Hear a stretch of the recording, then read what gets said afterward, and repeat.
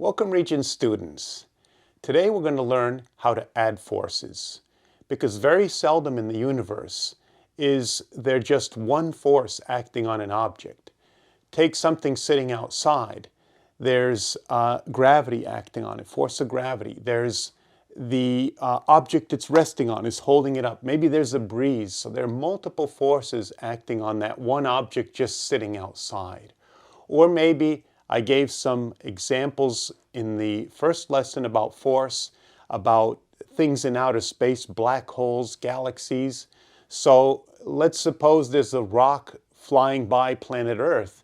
Earth is pulling on it in one direction, the moon is pulling on it in another with gravity, so that object will move as a combination of the two forces. So what we're going to learn today are some techniques on how to figure out the combined effect of those forces. Some of the techniques are very easy, like in case one.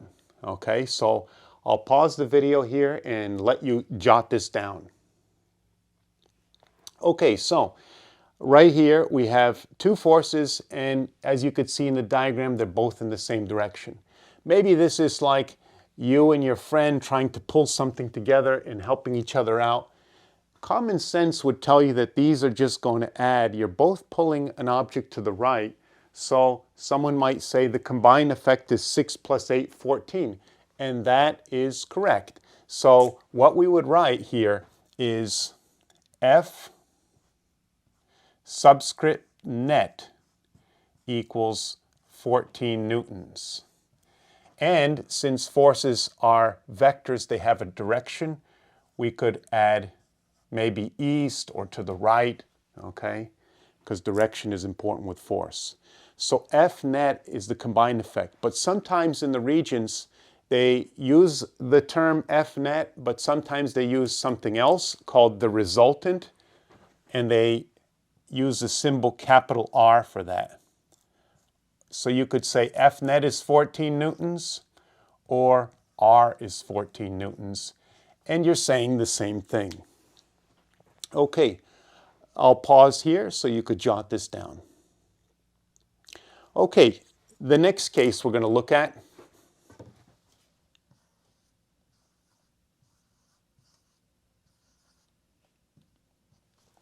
Let's suppose you have 6 newtons going this way,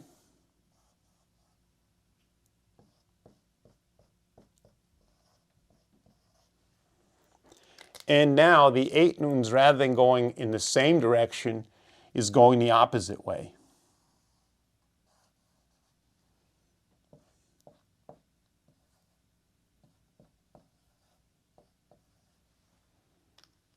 And I'll put a little dot here for clarity of where the center is.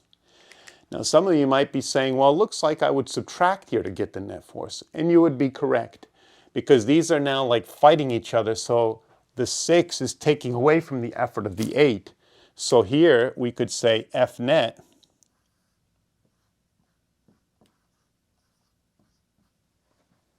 equals 8 minus, 8 newtons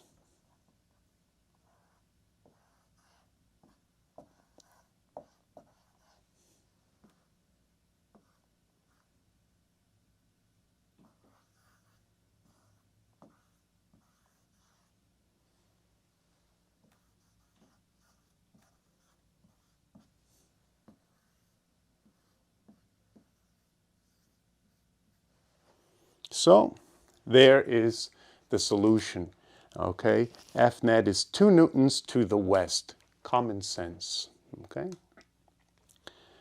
Now we're going to look at a third case, because forces don't have to be in the same dimension. We could have forces to the east and maybe to the north. So let's take a look at case 3.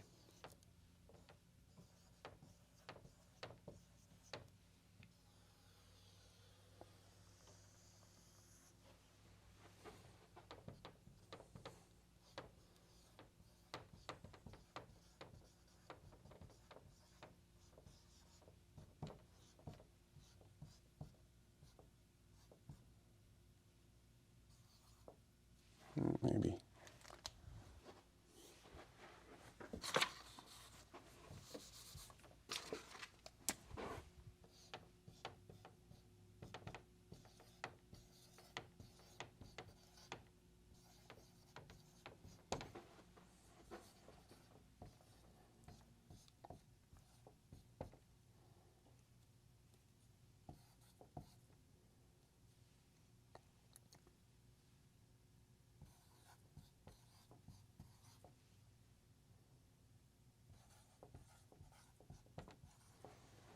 Okay, so determine R if F1 is 280 to the east and F2 is 450 to the north. So what we would have to do here is I picked forces that are too big to draw. This is 100 centimeters, so 280, that's not going to even fit on this board, never mind a piece of paper. So what we have to do is what we did on the first lesson is convert these to manageable lengths. So what I'm going to do is pick a scale. 1 centimeter is 100 newtons. That'll work out pretty well. So 1 centimeter over 100 newtons equals F1 over 280 newtons. And then to solve this, so remember when you set up these ratios to do conversions, centimeters on the top here, newtons on the bottom. So over here we need centimeters on the top and newtons on the bottom. I'm going to cross multiply and get a 100 times F1 and 1 times 280 this way, giving me 280. Divide both sides by 100 and I get my F1 equaling 2.8 centimeters. Manageable. I'm going to perform a similar conversion on the other force. So I will set up my ratio again, 1 centimeter to 100 newtons equals F2 over 450. So once again, I've got to cross multiply 100 times F2, 1 times 450 gives me 450.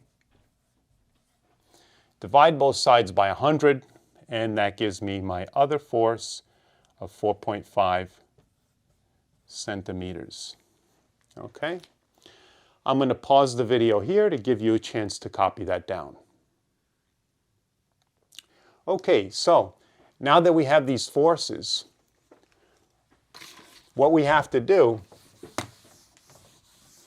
is add them graphically, which is the next technique.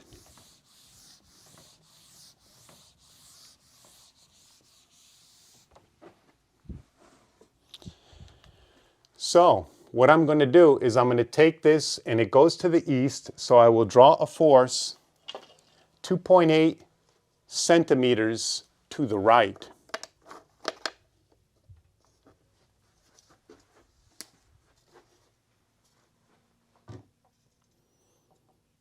So I'm going to begin on the dot right here and draw 2.8 centimeters. Well, I'm going to draw it 28 centimeters so that you could see it better, but you on your paper would draw it 2.8 centimeters long. Oops.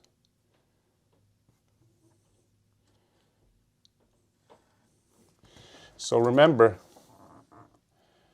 you draw your line. I talked about this a couple lessons ago. So this is exactly 2.8 centimeters. Don't make a sloppy arrowhead like this because then your arrow will be measured here longer than that. So you'll get the answer incorrect. You measured carefully. Now very precisely put your pen right on, or pencil right on that end and pull back twice to make your arrowhead. And forces also need arrowheads. Without them, you don't get credit for them.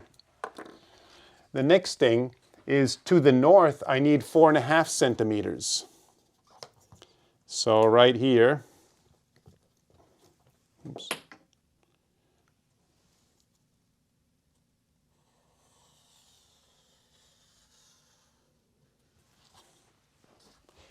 Okay, Same thing about the arrowhead, be precise. So let's say F2, 450 newtons.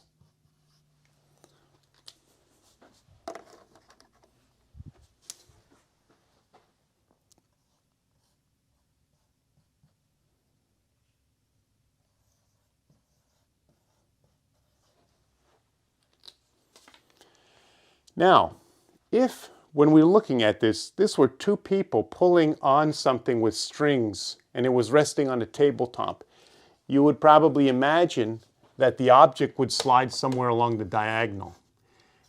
If they pulled equal in strength, you'd probably say, oh, it'll probably go up on a 45-degree angle. But if this person pulls harder, the object will tend to go more in their direction because they're pulling harder, so it's going to favor their path more than this path. So the object goes somewhere along the diagonal. How do we figure out the exact path and the exact size of the Newton response? What we do is we construct a parallelogram. In this case, it's going to come out a rectangle. But see this horizontal line? Up here, we're going to make a dotted horizontal line as well up here. So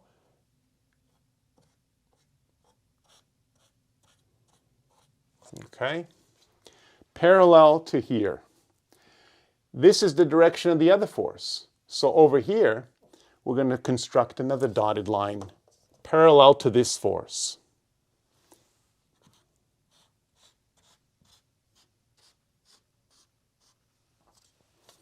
And you see those two dotted lines meet right there.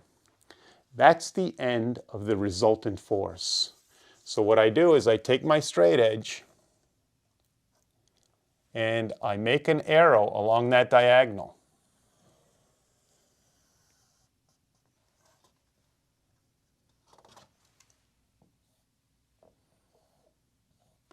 And I'm going to label it R. The Regents always likes you to label things. R, Fnet. You could put Fnet there if you want, it's okay. So there's the path of the object, but how many newtons does it respond with? Well, what we have to do is we have to measure that in centimeters. So what I'm going to do is I'm going to measure this, and I get about 5.3 centimeters. So that's in centimeters. I've got to reconvert it to newtons. So let me do that now. So you could jot that down. Make sure you have the diagram. I'll pause the video now, give you a chance to draw that as accurately as you can with rulers. Okay, so 5.3 centimeters. How do we figure out the newtons? We set up a ratio again. We could say 1 centimeter to 100 newtons is the scale we used in this diagram. Now, on this side, on the top, we've got to put centimeters, which we know, 5.3 centimeters. That's the length of our resultant. And so we put R down here because the newtons of the resultant is not known. The centimeters is known, so that's why we put it in the top. We cross multiply. R is 100 times 5.3, or 530 newtons.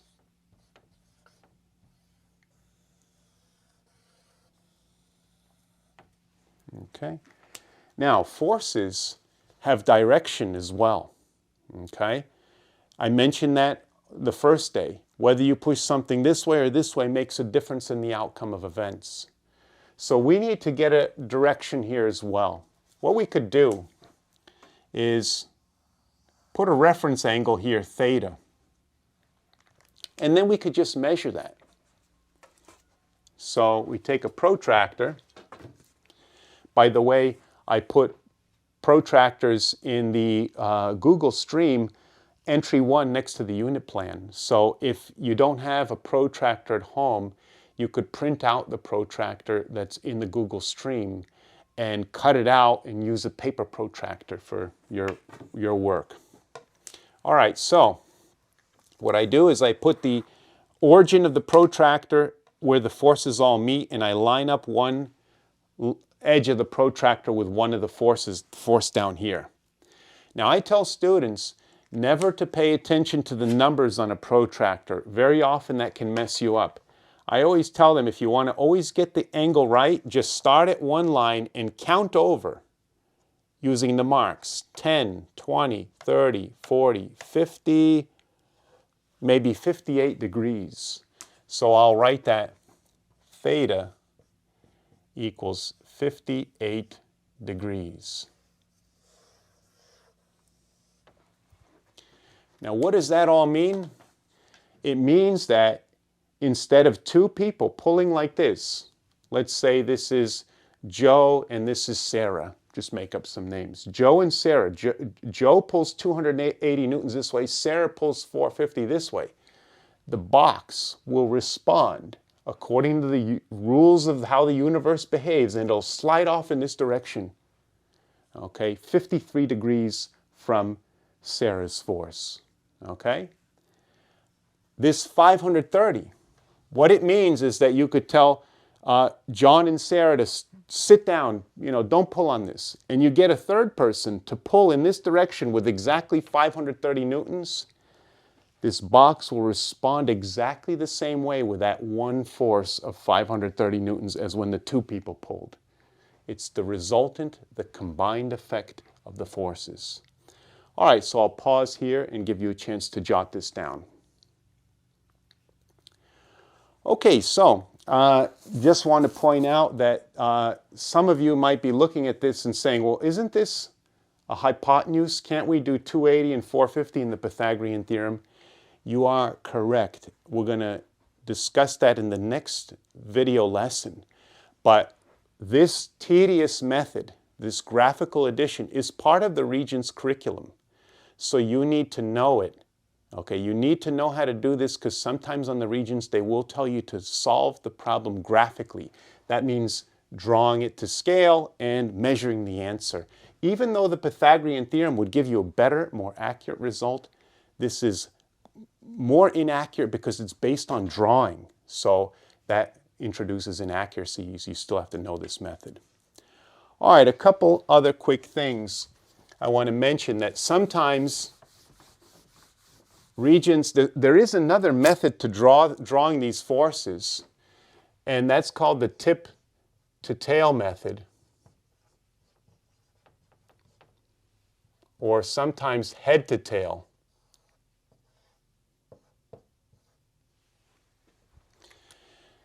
And I'll just do that quickly without drawing it very precisely, just to give you an idea. Instead of drawing the two forces beginning at the same dot and then making a parallelogram, what you do is you draw one force first, like this, and I'm not going to draw it to scale, as I said.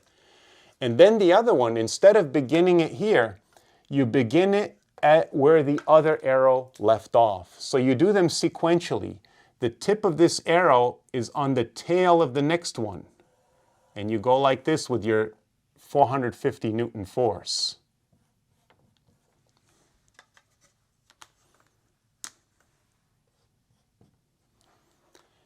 And then the resultant begins at the beginning of the first arrow and ends at the end of the last one.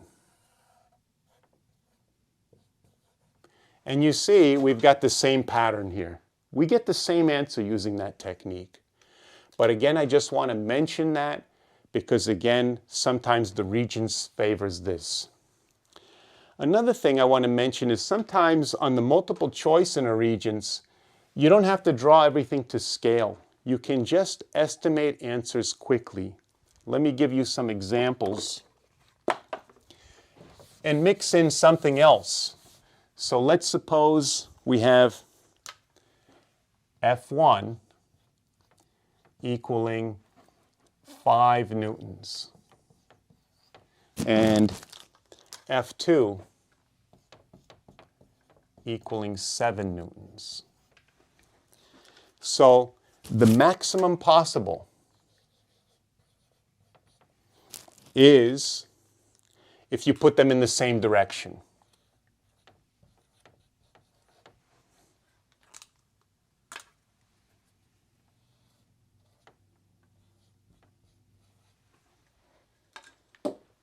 And then here, the resultant is equal to 12 newtons.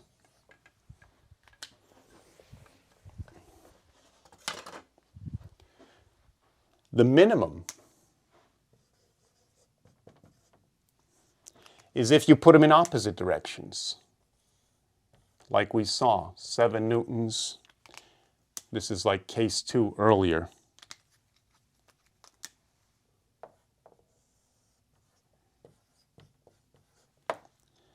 And then the resultant here is 2.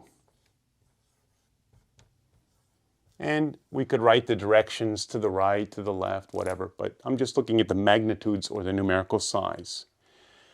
The net force, the resultant, could be anything between these two values. It could be 11.9, 10, 2.7, but it could never be 13. And it can never be 1. It can be anything between these two values. Give you an example. How could it possibly be 11? Well, almost lined up, but not quite. So maybe we go 7 like this, and then 5 up like this. Close to aligned, but not exactly. The resultant can be quickly estimated by making a dotted line like this, parallel to this line, you make a parallel line. Parallel to this line, you make a parallel line over here. So we make a parallelogram, and here, the resultant goes like this.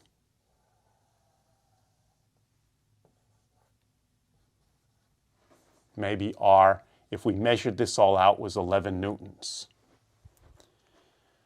How could it be maybe 3 or 4 newtons? How can you get a small answer?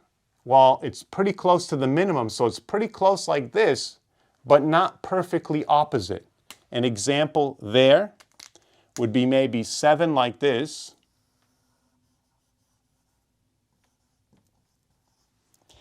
and now the 5, instead of going like this, maybe we make it a little bit like this. So,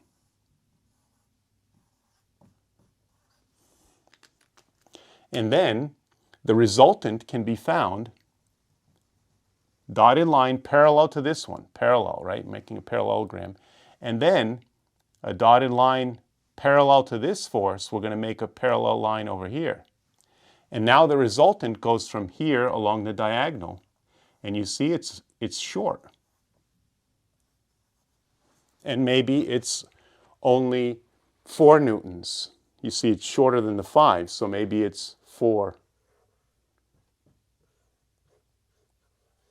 So maximum, minimum, in between, okay?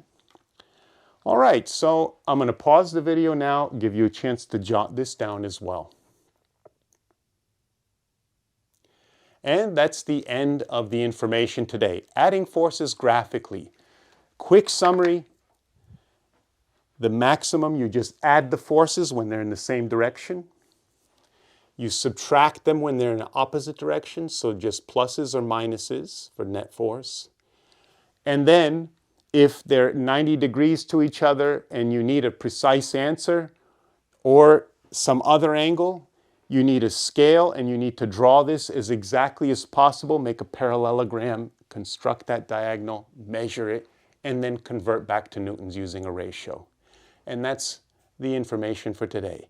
I'll see you in the next lesson, which will be using the Pythagorean theorem to add forces.